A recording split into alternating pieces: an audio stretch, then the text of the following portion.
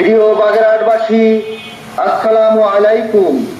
আপনারা নিশ্চয়ই অবগত আছেন যে নির্বাচন কমিশন কর্তৃক বাগেরহাটের 4টি সংসদীয় আসন কর্তন করে 3টি সংসদীয় আসন রাখার প্রস্তাব করেছেন।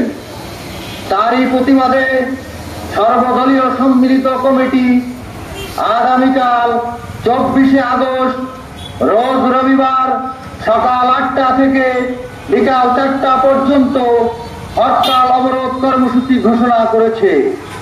তাই বাগেরহাটের সকল সরকারি বেসরকারি অফিস আদালত, ব্যাংক, শিক্ষা প্রতিষ্ঠান এবং সকল প্রকার যানবাহন চলাচল বন্ধ রাখার জন্য বিশেষভাবে অনুরোধ করা হল।